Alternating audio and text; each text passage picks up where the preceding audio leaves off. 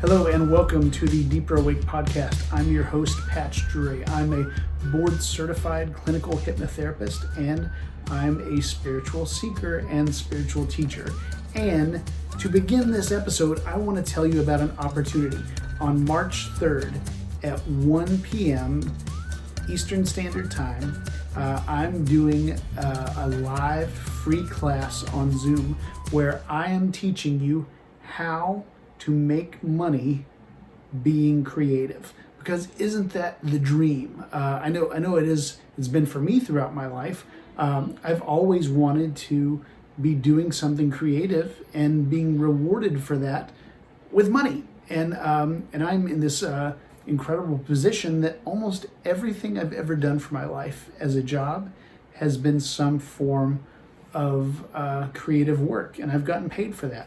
And the times where it wasn't some form of creative work, I have found ways to either turn it into that in the long run, or create side opportunities to be doing creative work while the day job went on. And so that's something near and dear to my heart, and it's an important part of who I am.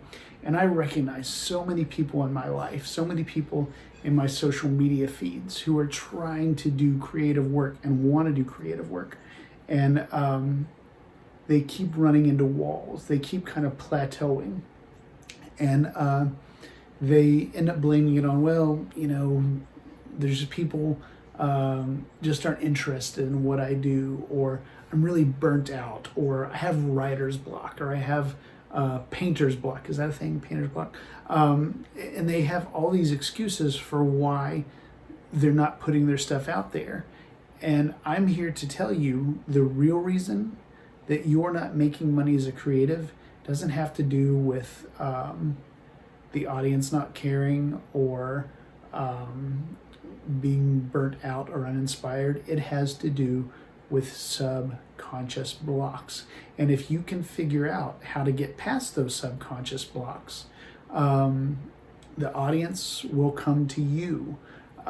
You will not feel burned out by doing the work. You will stay inspired.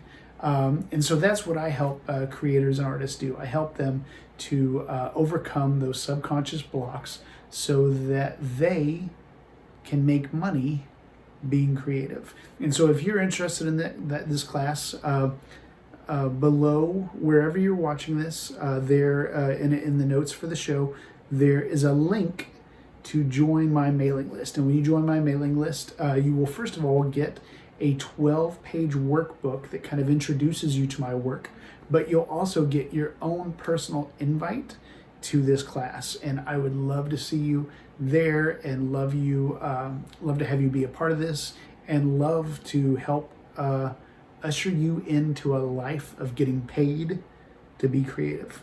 So is that what we're here to talk about today? Is this whole podcast just to tell you about that class? No, absolutely not. I'm excited to tell you about the class, but what I wanted to talk about today was asking yourself, what do I want? And all of us, we kind of operate as if, well, of course I know what I want. But then if we take the time to really look and really ask ourselves what we want, we may be a little stymied by the answer. There's what culture tells us we want, and culture says, well, you want a family, you want a good job so you can make enough money to buy a home, and once you have a home, then you have a place to go and eat dinner and watch TV and go to sleep and get up and go to work the next day.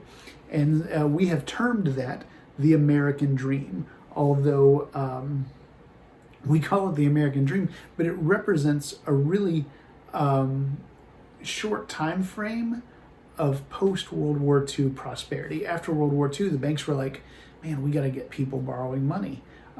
So they started selling this idea of you got to have a home. Every family has to have their own home. It's old school and it's provincial for families to live together beyond one generation. Every generation needs to have their own home. And so they started pushing that idea, and we bought it. And so everybody's like, well, I need to get a job so I can have my own home. as if living with an extended family, or God forbid, having an apartment, is somehow some sign of failure. And so that's something the banks have told us, and culture has told us. Well, here's what you want, and maybe your family gave you an idea of what you should want. Maybe they're like, we need you just to grow up to be a good boy, and they had a definition of what a good boy or a good girl was. So you go to church every Sunday. You have kids. You gotta have kids so you can bring them over and we can spoil them and stuff. And you got a good job. You don't have to worry. You have a boss that gives you money in exchange for your time, and they say that's what you should want. And I've encountered that in my life. My mom, I love my mom so much, but she, as far as me kind of doing my own thing and working for myself, she would rather me have a job at McDonald's. And she's told me this. She'd rather me have a job at McDonald's where I know here's the paycheck that's coming, here are the benefits that are coming, and here's what you have to do to get those. And I say, well, Mom, what if by doing what I want to do, by being what I'm here for, by doing what I'm here for, I can make so much more money than I could make at McDonald's? She's like, it just feels safer. And so maybe your family has told you, do the safe thing. You want to have a safe living. So culture tells you what to want. Your family tells you what to want. But what do you want? And so, like I said at the beginning of the podcast, I work with creatives. And so a lot of creatives would tell you, well, I want to put my art out there. I want to be a professional artist, or I want to be a prolific artist. And so those are great answers. And of course, a lot of artists want those things. But I think there's an opportunity to go below that and say, okay, yes, you want to be prolific, but why do you want to be prolific? What do you gain by putting a lot of work out there? And so, like I said, that's an invitation to ask more questions. And so for some people, they might say, if I put more work out there, I will feel like a successful artist. Okay, great. Why do you care about that? Well, I care about that because then it will show there's an audience for my work. Okay, great. Why is it important for you for there to be an audience for your work? Well, I want there to be an audience for my work because then it will show that the things going on in my head, the things I think about, are resonant with people. Okay, great. Yeah, that's a great answer. Why do you need the things in your head to be resonant with people? Well, because then it will kind of say that I belong. I'm a part of the community that I belong to, and I fit in there. And so there, by asking a series of, okay, well, why that? Questions, you get to the answer that this person wants to belong. They want to be validated by their community. And I would suggest you could even go further than that. Why do you want to be validated? And you may get to a point where you're like, well, I never felt accepted as an artist or as a person by my parents, and so I'm really looking for a family, or I'm looking for what'll feel like parental love. And so you can kind of, whatever your thing is, start asking the questions, well, why? And so if your thing is, I want to be rich, I want to be mega awesome fucking rich, and say, okay, great, that's good. And I will tell you, myself, as someone who says they're a spiritual teacher and a spiritual seeker, which I am, there is absolutely nothing wrong with wanting to be rich. You see a lot of people on the internet talking about eat the rich. I think that is the worst thing in that message, that eat the rich message, that is garbage. There's nothing wrong with being rich. And I read this thing online where this girl started like a hashtag about eat the rich. But then in the article about it, lower down in the article, she says, except like somebody like Seth Rogen, he's a good rich person. And so the fact that she would say, well, here's a good rich person, tells you rich isn't the problem. The problem is, are you a good person or a bad person? And who the hell knows what makes a good person or a bad person? You've basically at this point admitted it's down to what you like and what your values are. But rich is not the problem. Your attitude towards being rich is the problem. Your attitude towards other people is the problem. Rich, as you've probably heard before, is just a magnifier. Whatever you already are, you get a little money, you'll be that on steroids. So I am not in favor of this idea of eat the rich or the rich are bad. Is Jeff Bezos kind of a bad person? Yeah, but it's got nothing to do with his money. I guarantee if he was poor, he'd be a poor asshole. And I don't know Jeff Bezos. I'm saying he's an asshole, but it's just based on what I've read online and the way he reacts to his workers. But I think the money is just becomes a hammer he uses to hit people with. If he was poor, he'd just use a different hammer. So maybe you want to be rich. Why? Why do you want to be rich? Well, if I was rich, I'd feel more. I'd feel safe. I'd feel safe. I'd feel secure. Okay, great answer. Why do you want to feel secure? Well, growing up, I didn't always feel secure. I didn't feel like I was always safe, that things could have gone wrong at any time when I was growing up. Okay, fantastic. Why is feeling like things won't go wrong important to you? Well, it kind of implies that I have a little bit of control. Okay, now we're on to something. Some people want to be rich because they want a sense of control over their life. And you might even trace that further back and say some people want control because they want to have power. They want to have efficacy. And power is just like money. It's one of those things that we're like, you shouldn't have power. There's nothing wrong with power. Power over other people that you abuse, yeah, that's bad. But just being effective, making an impact on the world, that's power, and that's not bad. That's actually good if you use it for the right things. So power is just like money. It just amplifies who you already are. And so, so here's what I want you to do as a listener to this podcast, as somebody who's maybe concerned about what their values are and getting to the bottom of their values and using that knowledge to put out better creative work, to move towards maybe a career as a creative. What do you want? If you were to come to me and say, I really want to be a musician, why? Why is it important to be a musician? Could you achieve the same things being a chef, being a guy that operates elevators at a hotel? I'm not sure why I thought of that. Could you get the same things? If not, why not? What does pursuing music give you that you couldn't get somewhere else? So take a piece of paper and write at the top of the paper, I want, and spend a little time thinking about it. Like really think about, what do I want?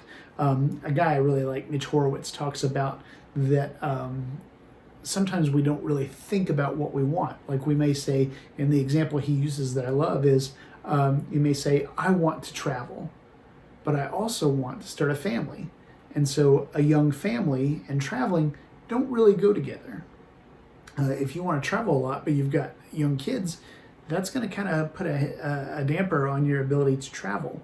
Or you may say, and this is my example, it probably won't be as strong as Mitch's, I want to be rich, which we already talked about, and I want to be a social activist. Now, are those two things necessarily opposed to each other? You got to figure that out. But some people would say, if you're rich, a lot of people in a certain sphere are not going to listen to you around social activism. And so whether that's wrong or not, you kind of have to ask yourself, do these two desires go together? And if they don't, which one is the primary? Which one do I want more? And so whatever it is, write it down on the top of a piece of paper. I want, and then underline it. And if you want, you can write it kind of small. I'll tell you why in a second. Write it kind of small.